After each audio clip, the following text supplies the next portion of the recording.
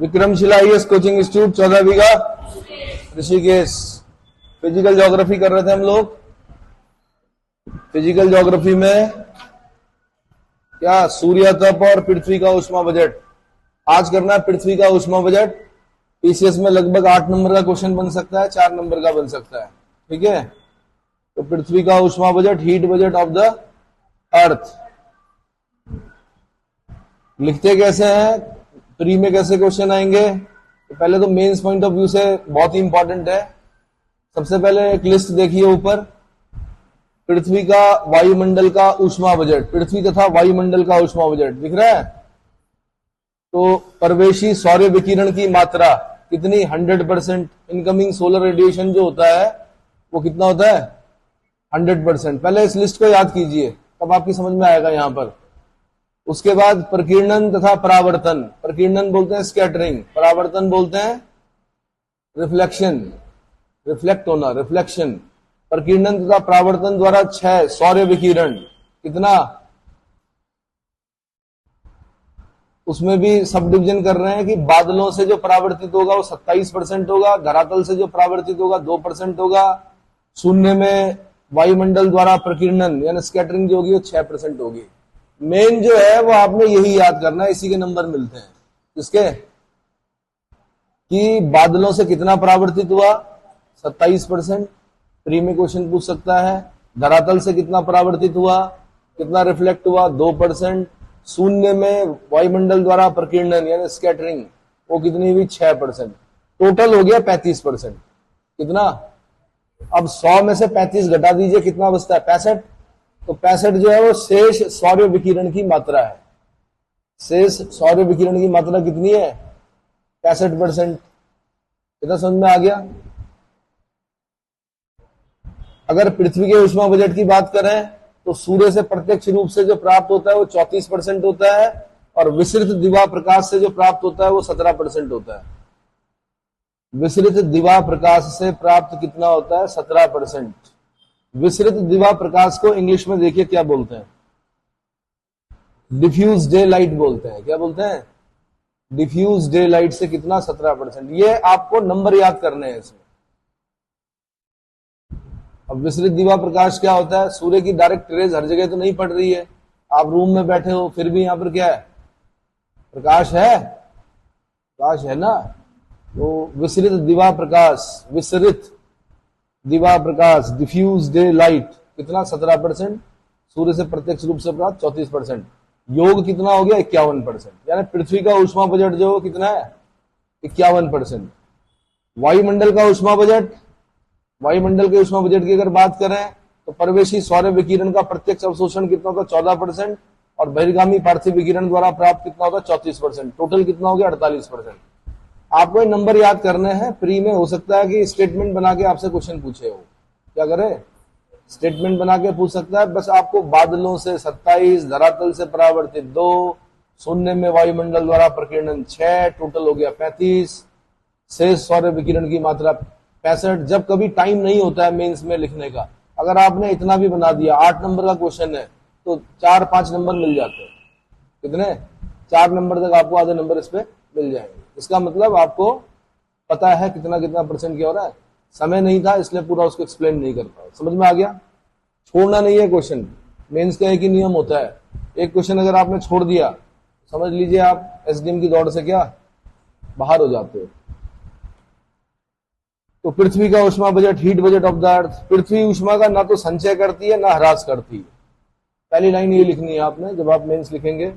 पृथ्वी ऊष्मा का ना तो संचय करती है ना ही ह्रास करती है, यह अपने तापमान को स्थिर रखती है।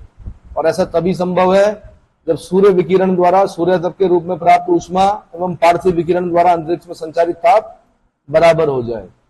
यानी सूर्य से जितना मिल रहा है और पृथ्वी से जितना विकिरित हो रहा है वो अगर इक्वल हो गया, इसका मतलब क्या है, पृथ्वी अपने तापमान को इस प्रकार स्थिर रखती है। सूर्य से जितनी ऊर्जा विकिरण होती है उसका कुछ भाग ही पृथ्वी को प्राप्त हो पाता है, क्योंकि वायुमंडल द्वारा प्रकीर्णन, परावर्तन तथा अवशोषण के कारण कुछ भाग शून्य में लौटा दिया जाता है।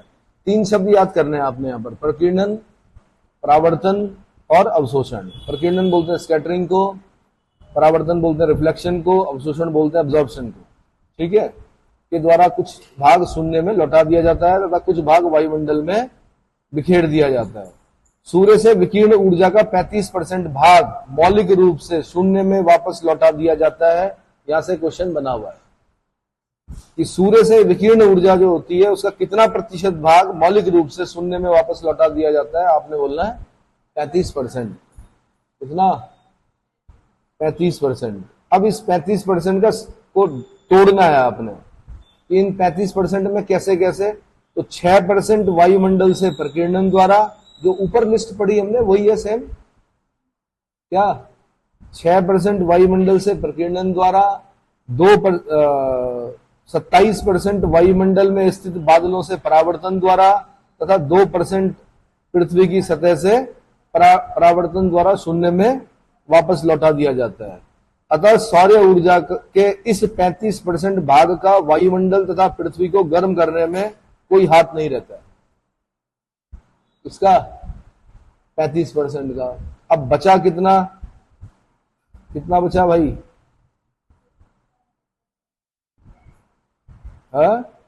65%। इस शेष 65% भाग से वायुमंडल द्वारा जलवाष्प, बादल, धूलकणों तथा कुछ स्थायी गैसों द्वारा 14% भाग का अवशोषण कर लिया जाता है। अलग अलग याद करना आपने। अवशोषण कितना? 14%। बचा कितना? 51%। इस प्रकार केवल 51% ऊर्जा ही पृथ्वी को प्राप्त हो पाती है। अगर मैं क्वेश्चन बनाता तो मैं यहां से बनाता कि पृथ्वी को कितने % ऊर्जा प्राप्त हो पाती है सौर विकिरण की। आंसर 51%। कितना? 51%। तो इसको डबल लाइन करके अंडरलाइन कर दीजिए, 2 लाइन खींचिए। यहां से मैं क्वेश्चन बनाता, जब भी टेस्ट लूंगा तो यहां से क्वेश्चन मिलेगा आपको।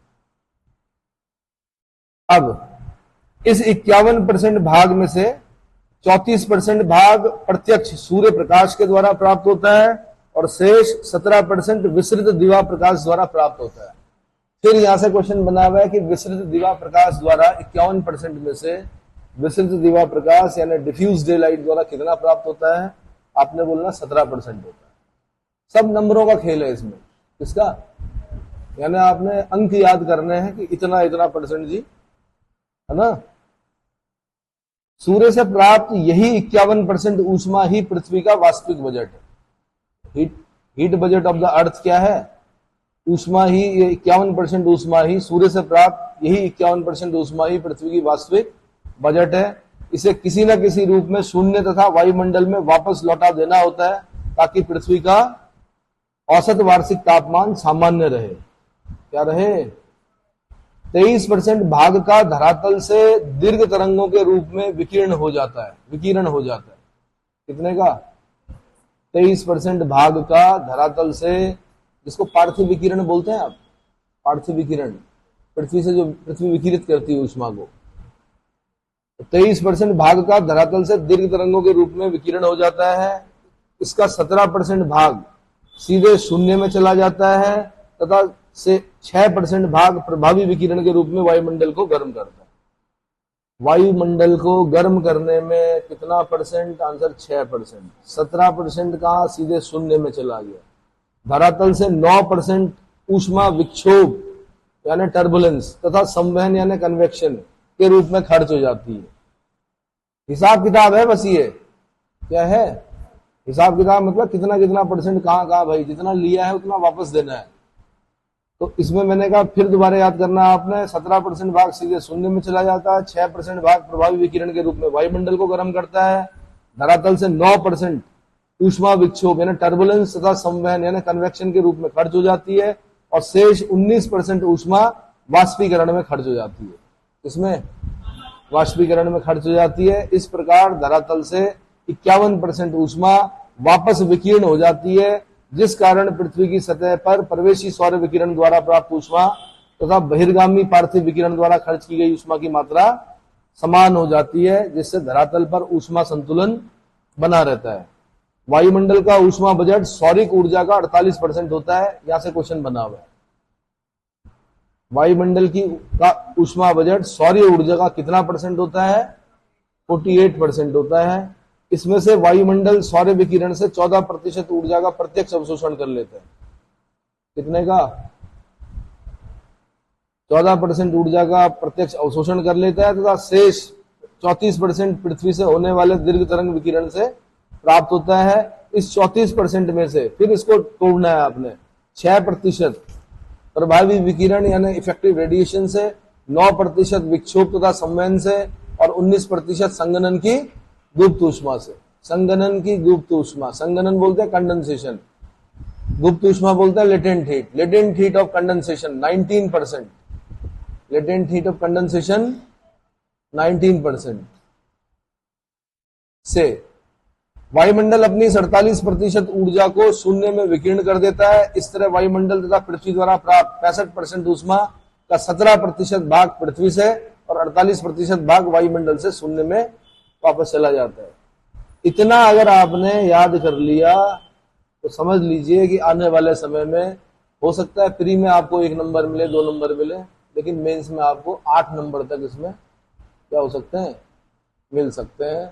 तो कृपया इसको क्या करना पड़ता है, बहुत ही परेशान करने वाला पॉइंट है ना। 9%, 27%, 2%, 6%, कितना याद करेगा आदमी? तो बार बार लिखना पड़ता है और वहां पर सोचने का समय नहीं मिलता। वहां पर जब आप मुख्य परीक्षा लिख रहे होते हैं, अगर आपने घर में 4-5 बार बिना देखे लिखा है पेपर से पहले, तो ही आप इस क्वेश्चन को अटेम्प्ट कर पाओगे, वरना क्या, वरना नहीं कर पाओगे, गड़बड़ हो जाता है सब। ठीक है, तो इस पे एक बार जिस चीज से आप नफरत करते हैं, किससे? याद करने से, तो याद करना पड़ेगा। बिना देखे लिखना आना चाहिए इतना। और ये अगर कितने शब्द हो रहे होंगे ये, और ये छोटे मोटे जो सबऑर्डिनेट्स पीसेस वाले होते हैं उसमें भी आते हैं ऐसे क्वेश्चन। पृथ्वी का ऊष्मा बजट, वहां के लिए भी तैयार करना है। अगला, वायु का तापमान, एयर टेम्परेचर। वायु का तापमान, ये तो नॉर्मल सा पॉइंट है इसमें। वायुमंडल एवं भूपृष्ठ के साथ सूर्य तप की अन्योन्य क्रिया द्वारा जनित ऊष्मा तापमान के रूप में मापी जाती है। जहां ऊष्मा किसी पदार्थ कणों के अणुओं की गति को दर्शाती है, वहीं तापमान किसी पदार्थ या स्थान के गर्म या ठंडा होने की डिग्री में माप है। ऊष्मा और तापमान में क्या अंतर होता है, 2 नंबर में पूछेगा। इसमें 2 नंबर में क्वेश्चन पूछेगा कि ऊष्मा और तापमान में क्या अंतर होता है। इतना ही लिखना है, ऊष्मा किसी पदार्थ कणों के अणुओं की गति को दर्शाती है, जबकि तापमान किसी पदार्थ या स्थान के गर्म या ठंडा होने का डिग्री में माप है। इतने में ही 2 नंबर मिल जाते हैं। देखिए, जब प्री की तैयारी कर रहे हैं ना आप, तो मेंस में मैंने कहा वो 2 नंबर 4 नंबर का यहीं पे तैयार करते हुए चलिए। छोटा सा क्वेश्चन पूछेगा, ऊष्मा और तापमान में क्या अंतर है, आप बोलोगे जी एक ही है दोनों, हमने तो ऐसे सुना। लेकिन मैंने कहा नंबर किस पे मिलते हैं, लिखने पे। किस पे? लिखने पे। जैसे मैथ्स कर रहे हो आजकल आप लोग, मैथ्स में नंबर किस चीज में मिलते हैं? आपके मेथड पे थोड़े मिलते हैं। किस पे मिलते हैं? आंसर पे मिलते हैं। वो आंसर कैसे आया उन्हें कोई मतलब नहीं है। आपने पूरा किया कि नहीं किया, मैथ्स के सारे नियम उस पर लगाए कि नहीं लगाए, कुछ नहीं। आज जमाना चला गया। आज मैंने कहा वैदिक गणित का यूज किया जाता है। मैथ्स जो है 5th जनरेशन में पहुंच गई, 5G में, है ना। तो अगर 2G 3G से आप करोगे तो नहीं निकल पाएगा पेपर। खासकर SSC जैसे जो पेपर है उसमें क्या करने पड़ते हैं, शॉर्टकट्स, स्पीड और एक्यूरेसी। ऐसे बैंक पीओ का है, स्पीड और देखते ही, ऐसे ही यहां पर है। यानी सबसे बड़ा अगर आपको बनना है तो आपको लिखना आना चाहिए पहली चीज। और कैसे? बिना देखे, स्पीड यहां पे नहीं, बिना देखे लिखना आना चाहिए। तापमान के समस्त औसत विवेचन, मासिक, वार्षिक या ऋतुवत औसत तापमान, दैनिक तापमान तथा उसके औसत पर आधारित होते हैं। दिन में पृथ्वी सौर विकिरण से ऊर्जा प्राप्त करती है, जिसका ऊष्मा में रूपांतरण होता रहता है। दोपहर यानी दिन के 12 बजे के समय पृथ्वी सर्वाधिक सौर विकिरण प्राप्त करती है। अभी नॉर्मल सी चीज है, 12 बजे पृथ्वी जो है वो सर्वाधिक सौर विकिरण ऊर्जा प्राप्त करती है, परंतु उस समय अधिकतम तापमान नहीं हो पाता है, क्योंकि ऊर्जा के ऊष्मा में रूपांतरित होने के लिए कुछ समय लगता है। अब ये क्वेश्चन कैसे में आते हैं? कथन कारण में आते हैं। किसमें आते हैं? असर्शन रीजन में आते हैं। असर्शन में पूछेगा कि दिन के 12 बजे पृथ्वी सर्वाधिक सौर ऊर्जा प्राप्त करती है, परंतु उस समय अधिकतम तापमान नहीं हो पाता। परंतु उस समय अधिकतम तापमान नहीं हो पाता। कारण में लिखेगा ऊर्जा के ऊष्मा में रूपांतरित होने में कुछ समय लगता है। कथन कारण दोनों सही हैं, कारण कथन की पुष्टि कर रहा है। असर्शन और रीजन दोनों सही है, रीजन असर्शन को सेटिस्फाई कर रहा है। तो समझ में आ गया?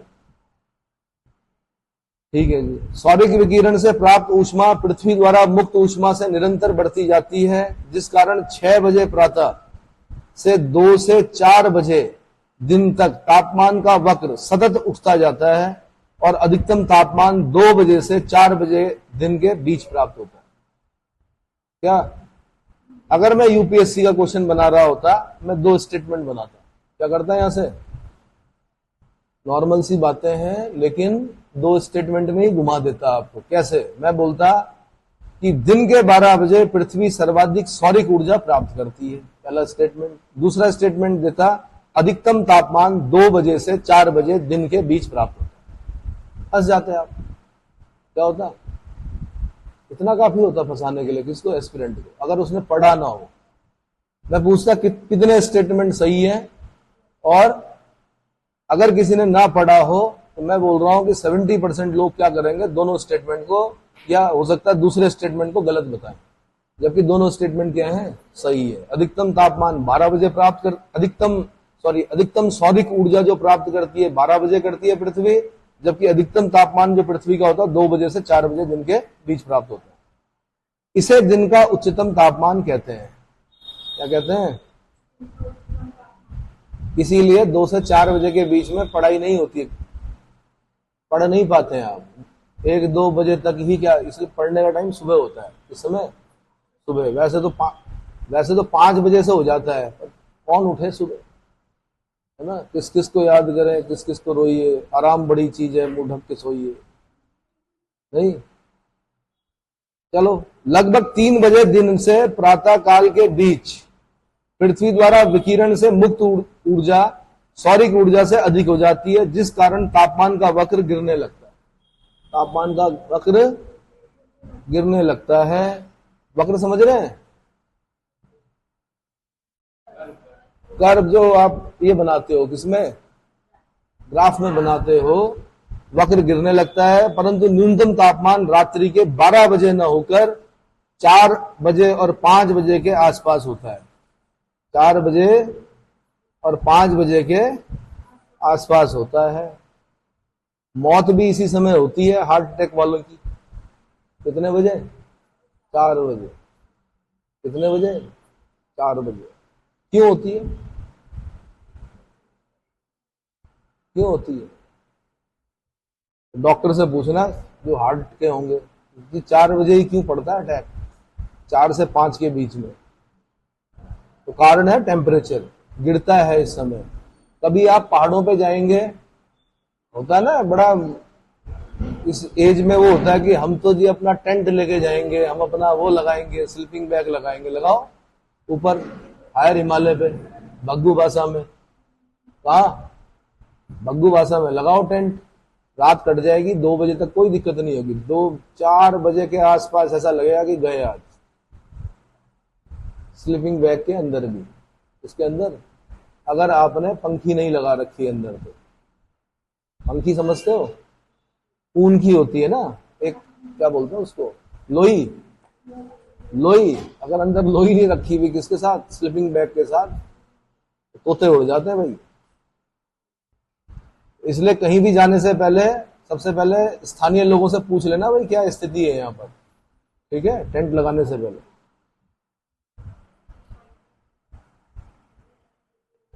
क्या बोला मैंने? दिन का न्यूनतम तापमान, किसको? न्यूनतम तापमान रात्रि के 12 बजे ना होकर 4 से 5 बजे के आसपास यानी प्रातः काल में होता है। इसे दिन का न्यूनतम तापमान कहते हैं। इस तरह सूर्य तप के अधिकतम और न्यूनतम एवं दिन के तापमान के अधिकतम और न्यूनतम बिंदुओं में सामंजस्य नहीं हो पाता है, इसे तापमान की शिथिलता यानी लैग ऑफ टेम्परेचर कहते हैं। अगर मैं क्वेश्चन पूछूंगा मेंस में 2 नंबर में, तो मैं आपसे तापमान की शिथिलता पूछूंगा। क्या पूछूंगा? कि तापमान की शिथिलता किसे कहते हैं। वैसे 4 नंबर में पूछूंगा मैं कि तापमान की शिथिलता किसे कहा जाता है, तो आपने ये समझाना है कि तापमान की शिथिलता लैग ऑफ टेम्परेचर किसे कहते हैं। दिन के अधिकतम तथा न्यूनतम तापमान के औसत को औसत दैनिक तापमान कहते हैं। दिन के अधिकतम तथा न्यूनतम तापमान के औसत को, औसत मतलब एवरेज को, औसत दैनिक तापमान यानी मीन डेली टेम्परेचर कहते हैं। इसी प्रकार एक मास के प्रतिदिन के उच्चतम और न्यूनतम तापमान का औसत निकालने पर औसत मासिक उच्चतम तथा न्यूनतम तापमान मालूम किए जाते हैं। वर्ष के 12 महीनों के उच्चतम तापमान तथा न्यूनतम तापमान मालूम क्या किए जा सकते हैं? प्राप्त किए जा सकते हैं। उच्चतम तथा न्यूनतम तापमानों में अंतर को तापांतर कहा जाता है। नहीं बोलते हम डेजर्ट में तापांतर बहुत ज्यादा होता है। क्यों बोलते हैं? भाई दिन में भयंकर गर्मी होती है, दिन में नहीं मरेगा आदमी तो रात को पक्का मरेगा। अगर उसके पास क्या नहीं, संसाधन नहीं है। टेम्परेचर गिरता है, दिन में आप गर्मी में हो, रात को आप किसमें हो? ठंड में, है ना। तो अगर रेत में कोई लेट गया ऐसे ही तो समझ लीजिए पैरालाइज्ड भी हो सकता है। उच्चतम तथा न्यूनतम तापमान के अंतर को तापांतर कहा जाता है। ताप में अंतर से बना है तापांतर, ठीक है। दिन के उच्चतम तथा न्यूनतम ताप के अंतर को दैनिक तापांतर, महीने के उच्चतम और न्यूनतम तापमान के अंतर को मासिक तापांतर, वर्ष के अधिकतम तथा न्यूनतम ताप के अंतर को वार्षिक तापांतर कहते हैं। अभी आया था ना 9 तपा, 9 तपा सुना था आपने? 9 दिन आए थे गर्मी के बड़े खतरनाक, है ना। जिन्होंने लोहे के सरिये रखे हुए थे बाहर, सरिया काटने वाले बता रहे थे सरिया पकड़ ही नहीं पा रहे हो, इतना गर्म हो गया था सरिया। तो अधिकतम तापमान था उस दिन, क्या था। अब न्यूनतम तापमान आएगा जाड़ों में, जिस दिन पैरों में ऐसा लगेगा कि हड्डियों के अंदर भी क्या हो गई, ठंड हो गई। तो वर्ष भर का जो न्यूनतम और अधिकतम निकाला जाता है तो उसको क्या बोलते हैं? वार्षिक तापांतर। और एसडीएम बनोगे तो बहुत कुछ करना पड़ेगा। आपको नहीं करना पड़ेगा, लेकिन आपके जो विभाग होगा उसको करना पड़ता है। रेन गेज से नापी जाती है बारिश कितनी हो रही है, वहां डेटा लिखा जाता है कि भाई सबसे ज्यादा वर्षा कहाँ हो रही है उत्तराखंड में। तो कभी नरेंद्र नगर आता है, कभी राजपुर आता है। किसका काम है? रेन गेज होते हैं उनके पास, कितने सेंटीमीटर वर्षा हुई, ठीक है। नरेंद्र नगर अगर आप जाओगे तो हमेशा बारिश ही रहती है, वहां रोज बारिश ही हो रही है। और अगर आप कहा राजपुर में भी जाओगे तो वहां पर भी वैसे ही है। अब जो प्री में क्वेश्चन बनता है, तापमान में विषमता के कारण क्या क्या है। तापमान में विषमता समझते हो? वेरिएशन बोल सकते हो आप। विषम, सम और विषम, समता विषमता, अलग अलग क्यों हो रहा है टेम्परेचर। तो इसके लिए क्या होगा, आपके पास ऑप्शन में देगा कि तापमान में विषमता के कारणों में कौन कौन से कारक उत्तरदायी होते हैं। पहला ऑप्शन देगा अक्षांश, दूसरा देगा उत्तुंगता, तीसरा देगा समुद्र से दूरी, चौथा देगा वायु सहती और महासागरीय धाराएं। अब आधों की समझ में तो उत्तुंगता ही नहीं आएगी हिंदी माध्यम वालों के, कि उत्तुंगता होती क्या। तो एल्टीट्यूड को बोलते हैं उत्तुंगता, इसको अक्षांश बोलते हैं, लैटिट्यूड को उत्तुंगता बोलते हैं, एल्टीट्यूड को समुद्र से दूरी, और चौथे नंबर पे ऑप्शन देगा वायु सहती तथा महासागरीय धाराएं। और आपसे पूछेगा कितने कारक उत्तरदायी होते हैं तापमान में विषमता के लिए। आपने बोलना है 4 कारण उत्तरदायी है। अगर मैं पेपर बना रहा होता, मैं यहां से क्वेश्चन बना, वहां से। अब अक्षांश में कैसे भाई? हाँ जी, अक्षांश में कैसे? आप किस लैटिट्यूड पर हो उसी हिसाब से सूर्य तप मिलेगा। अगर आप क्या बोलते हैं 0 डिग्री इक्वेटर पर हो, ट्रॉपिक ऑफ कैंसर पे हो, ट्रॉपिक ऑफ कैप्रिकॉर्न पे हो, तो ठीक ठाक मिलेगा सूर्य तप। लेकिन अगर आप ऊपर हो 66.5 डिग्री पे तो सूर्य तप नहीं मिलेगा। और अगर आप ध्रुवों पर हो तो अभी तो ठंडे हैं, आइस कैप्स क्यों है।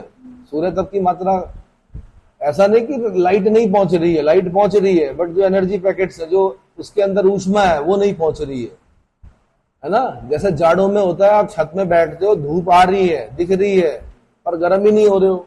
आजकल जाओ जरा, आजकल खड़े हो जाओ धूप में, आप जाड़ों में 2-2 घंटे तक पीठ करके बैठते हो सूर्य की तरफ, बैठते हो, आनंद आता है? नहीं आता है। लेकिन आजकल आप 10 मिनट बैठ के दिखा दो, बैठ जाओगे? सारे सनस्क्रीन फेल हो जाएंगे। चलो जी, तो अक्षांश लैटिट्यूड कैसे भाई? किसी भी स्थान का तापमान उस स्थान द्वारा प्राप्त सूर्य तप पर निर्भर करता है। ठीक है, सूर्य तप की मात्रा में अक्षांश के अनुसार भिन्नता पाई जाती है, अतः तदनुसार तापमान में भी भिन्नता पाई जाती है। अब इसको ज्यादा एक्सप्लेन करने की जरूरत नहीं है, मैंने बता दिया कि हायर लैटिट्यूड्स पर सूर्य तप की मात्रा कम होती है, लोअर लैटिट्यूड्स पर ज्यादा होती है। ठीक है, उत्तुंगता एल्टीट्यूड, एल्टीट्यूड जैसे आप यहां पे बैठे हो ऋषिकेश में, तो यहाँ पे तापमान क्या है? ज्यादा है। आप टिहरी चले जाओ, वहां पे तापमान क्या होगा? कम होगा। जोशीमठ चले जाओ, केदारनाथ चले जाओ और नंदा देवी की उस पर बैठ जाओ चोटी पर, तो क्या होगा? उत्तुंगता एल्टीट्यूड। वायुमंडल पार्थिव विकिरण द्वारा नीचे की परतों में पहले गर्म होता है, यही कारण है कि समुद्र तल के पास के स्थानों पर तापमान अधिक और ऊंचे भागों में स्थित स्थानों पर तापमान कम होता है। कल मैंने बताया था कि वायुमंडल ऊपर से गर्म नहीं होता है, जो प्रवेशी सौर्य विकिरण होती है उससे गर्म नहीं होता है। पहले सौर विकिरण आएगी, लघु तरंगों के रूप में आएगी, यानी उनकी तरंग दैर्ध्य यानी उनकी वेवलेंथ जो होगी वो क्या होगी? शॉर्ट होगी। पृथ्वी को गर्म करेगी, पृथ्वी के कांटेक्ट में जो एयर है वो गर्म होगी, वो अपने ऊपर वाले लेयर को गर्म करेगी, वो उससे ऊपर वाले को गर्म करेगी। तो इसका मतलब नीचे वाली लेयर सबसे गर्म है और वो रेयर है, उससे ऊपर वाली डेंस है, वो थोड़ा कम गर्म है, उससे ऊपर वाली और कम गर्म है, उससे ऊपर वाली और कम गर्म है। तो 165 मीटर जब आप ऊपर जाते हो तो 1 डिग्री सेंटीग्रेड टेम्परेचर कम होता है। इसी को बोलते हैं, क्या बोलते हैं,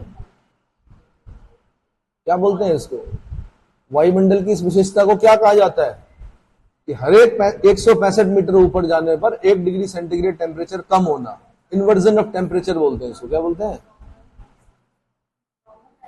नॉर्मल लेफ्ट रेट बोलते हैं। मैंने क्या बोला? 1 डिग्री सेंटीग्रेड टेम्परेचर कम होता है हर 165 पर, इसको क्या बोलते हैं? Inversion of temperature. और हिंदी में क्या बोलते हैं? इन्वर्जन ऑफ टेम्परेचर को क्या बोलते हैं? चेक करो। तापमान, ताप की सामान्य ह्रास दर, ताप की सामान्य ह्रास दर, इसको भी मैं 2 नंबर में पूछूंगा। अगर मैं मेंस का क्वेश्चन बना रहा हूं तो ताप की सामान्य ह्रास दर या इंग्लिश में बोलूंगा इन्वर्जन ऑफ टेम्परेचर, ये क्वेश्चन बनाऊंगा। आपने सिर्फ 20 शब्दों में लिखना है 2 नंबर के लिए कि हर 165 मीटर ऊपर जाने पर 1 डिग्री सेंटीग्रेड में वायुमंडल में क्या होता है? टेम्परेचर कम हो जाता है। इसी को तो ठीक है भाई, वायुमंडल पार्थिव विकिरण द्वारा नीचे की परतों में पहले गर्म होता है, यही कारण है कि समुद्र तल के पास के स्थानों पर तापमान अधिक और ऊंचे भागों में स्थित स्थानों पर तापमान कम होता है। अन्य शब्दों में तापमान सामान्यतः उत्तुंगता बढ़ने के साथ घटता है। एल्टीट्यूड जैसे जैसे बढ़ेगी वैसे वैसे टेम्परेचर क्या होगा? गिरेगा। उत्तुंगता के बढ़ने के साथ तापमान के घटने की दर को सामान्य ह्रास दर, नॉर्मल लेप्स रेट कहते हैं। सामान्य ह्रास दर प्रति 1000 मीटर की ऊंचाई बढ़ने पर 6.5 डिग्री सेल्सियस होता है। अब ध्यान रखना, 2 तरह से याद करना आपने, हर 165 मीटर ऊपर जाने पर 1 डिग्री सेंटीग्रेड टेम्परेचर कम, और हर 1000, दूसरा या ऐसे याद करना है, या 1000 मीटर ऊपर जाने पर 6.5 डिग्री। आधे से अधिक बच्चे जो याद करते हैं वो 165 वाला कंसेप्ट याद करते हैं कि 165 मीटर ऊपर जाने पर 1 डिग्री सेंटीग्रेड कम। मैं क्वेश्चन बनाता 1000 मीटर की दूरी पर जब ऊंचाई पर जाते हैं हम तो कितने डिग्री कम? आंसर 6.5 सेल्सियस की कमी आ जाती, -6.5 हो जाएगा। समझ में आ गया? तीसरा कारण है समुद्र से दूरी। समुद्र से दूरी, इसमें क्या होता है? किसी भी स्थान पर, इसको समकारी प्रभाव भी बोलते हैं। आपने देखा होगा बंबई वाले स्वेटर पहनते हैं क्या? पहनते हैं? कुछ नहीं पहनते, वहां टेम्परेचर अरे कुछ नहीं तो क्यों नहीं पहनते यार? कुछ ना कुछ तो पहनते ही होंगे। आप कह रहे हैं ना कुछ नहीं पहनते, ऐसा मत बोलो, कपड़े तो पहनते ही होंगे। मतलब स्वेटर नहीं पहनेंगे, जैसे ऊन वाली स्वेटर होती है, ऊन वाले कोट होते हैं, वो नहीं पहनते। मद्रास वाले भी नहीं पहनते। समकारी प्रभाव होता है एक समुद्र का, है ना? आपने सुना होगा सागर समीर और स्थल समीर, सुना है, सी ब्रिज और लैंड ब्रिज। तो उसकी वजह से समकारी प्रभाव होता है, वहां ना बहुत ज्यादा गर्म होगा ना बहुत ज्यादा ठंडा होगा। किसी भी स्थान के तापमान को प्रभावित करने वाला दूसरा कारक समुद्र से उस स्थान की दूरी है। स्थल की अपेक्षा समुद्र धीरे धीरे गर्म और धीरे धीरे ठंडा होता है। स्थल जल्दी गर्म होता है, जल्दी ठंडा होता है। इसलिए समुद्र के ऊपर स्थल की अपेक्षा तापमान में भिन्नता कम होती है। समुद्र के निकट स्थित क्षेत्रों पर समुद्री एवं स्थल समीर का सामान्य प्रभाव पड़ता है तथा तापमान सम रहता है। अब सुनो, दिन के समय क्या हुआ, ये जो टेबल है मेरा, ये जमीन है, टेबल से बाहर की जगह जो है समुद्र है, ठीक है। दिन के टाइम पर क्या हुआ, जमीन जल्दी गर्म होती है, जल्दी ठंडी होती है। पानी देर में गर्म होता है, देर में ठंडा होता है। दिन के टाइम पर जमीन गर्म हो गई, क्या हो गई, अब ऐसे नहीं बोलेंगे हम जमीन गर्म हो गई, हम बोलेंगे कि समुद्र की अपेक्षा जमीन जो है वो ज्यादा गर्म हो गई। ज्यादा गर्म हो गई तो इसके कांटेक्ट में जो एयर है वो गर्म हो गई। गर्म होकर वो क्या हो गई, ऊपर उठ गई। ऊपर उठने से क्या हो गया, लो प्रेशर बन गया। क्या बन गया, लो प्रेशर बन गया। समुद्र में जो है वो जमीन की अपेक्षा देर में गर्म हुआ। देर में गर्म हुआ तो वहां की जो कांटेक्ट में जो एयर थी वो उतनी गर्म नहीं हो पाई, इसलिए वहां पर हाई प्रेशर बना। क्या बना, हमेशा दिन के समय जो हवाएं चलती हैं हाई प्रेशर से लो प्रेशर की ओर चलती हैं। कहां से चलती हैं, हाई प्रेशर कहां पर था, समुद्र में था। लो प्रेशर कहां पर था, जमीन में था। तो हाई प्रेशर से लो प्रेशर की ओर हवाएं चली। लेकिन इन हवाओं को क्या बोलेंगे हम,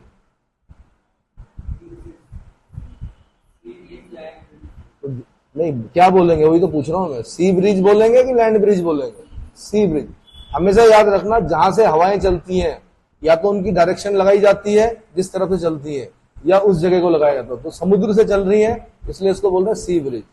रात के टाइम पे क्या हो गया, रात के टाइम पर जमीन जल्दी गर्म होती, जल्दी ठंडी होती है। जमीन ठंडी हो गई, क्या हो गई, अपेक्षाकृत समुद्र देर में, मतलब समुद्र गर्म रहा।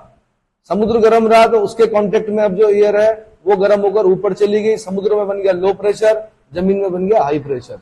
रात के समय हवाएं कहां चलेंगी, जमीन से समुद्र की तरफ चलेंगी, इसको लैंड ब्रिज बोला जाए। समझ में आ गया। तो ये हवाओं का जो ऐसा है ना, इसकी वजह से क्या है, क्या है भाई, टेम्परेचर क्या रहता है, तापमान में विषमता रहती, ठीक है, कारणों में आता है।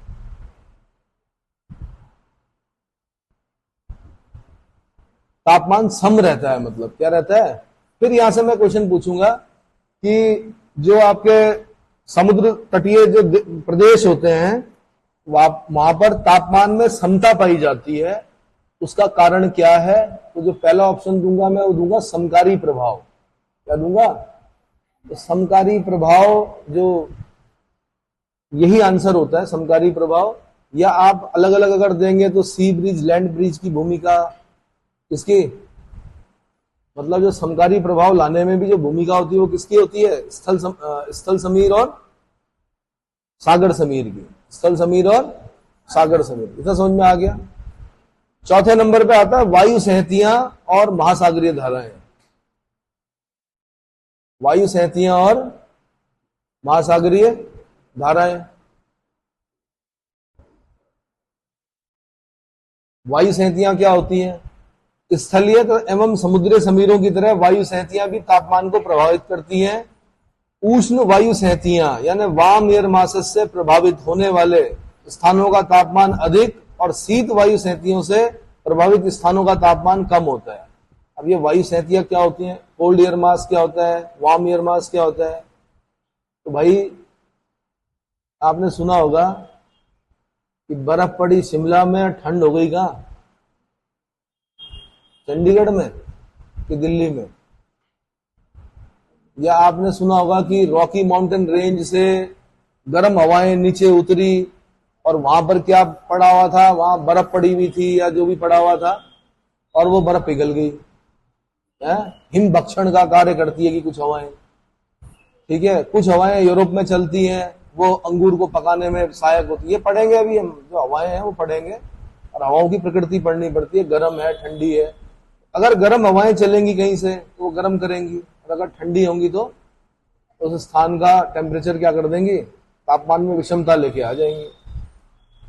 ठीक है। अगर हिमालय ना होता तो क्या होता, मध्य एशिया से ठंडी हवाएं आती और फिर आपके फीचर्स भी अलग किस्म के होते, और फिर यहाँ का जो जलवायु है भारत की वो भी क्या होती है, अलग प्रकार की होती। मानसून सीधे निकल जाता हमारा, टकराता ही ना किसी से। तो जो क्लाउड बस्टिंग, बारिश वारिश हो रही है, ये भी नहीं होती, सीधे निकल जाता ना अगर ये दीवार ना होती। और उधर से हवाएं आती और फिर आप भी क्या होते, हाँ वैसे ही होते। कैसे, समझ गए, चाइनीज टाइप होते हैं आप भी। कैसे, अब ये आंखें छोटी क्यों होती हैं, इसलिए होती हैं कि जो पोलर विंड्स होती हैं, जो ठंडी हवाएं होती हैं, उनसे आंखों की रक्षा करने के लिए, किससे, आंखों की रक्षा करने के लिए आंखें कैसी हो जाती हैं, मतलब उसको पता नहीं म्यूटेशन नाम देंगे कि नहीं देंगे, लेकिन एक पीढ़ी में अगर आप बड़ी आंखें लेके गए पति पत्नी और उस क्षेत्र में रहे, तो हो सकता कि 8वीं 9वीं 10वीं पीढ़ी में जो संतानें होंगी वो कैसी होंगी, उनकी आंखें 10वीं 20वीं पीढ़ी में कहीं ना कहीं अपने आप ही क्या होना स्टार्ट हो जाएगा।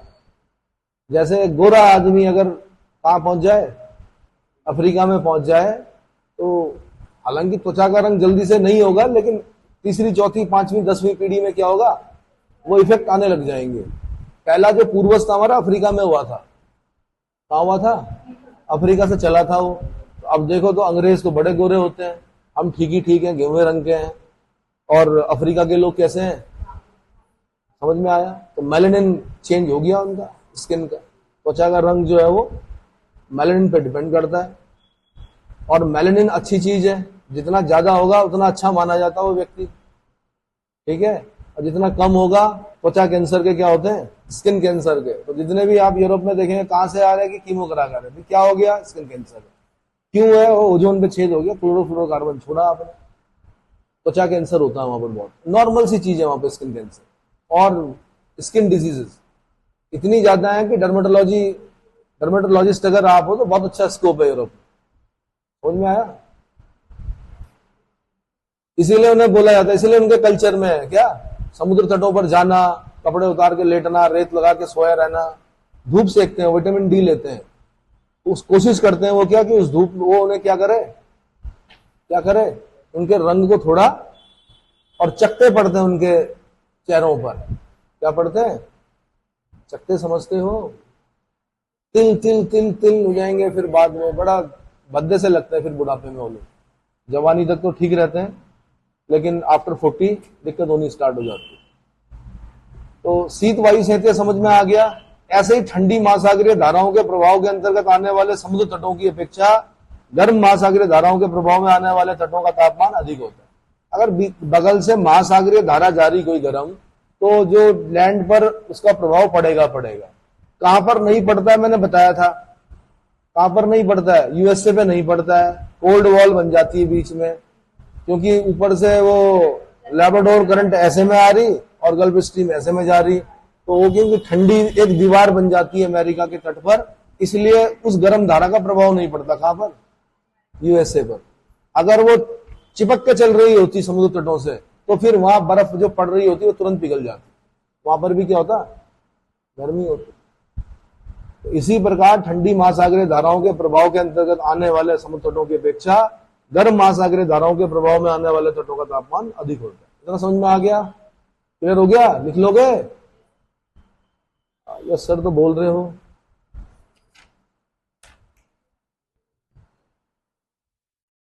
दूसरा बनाते हैं, ठीक है।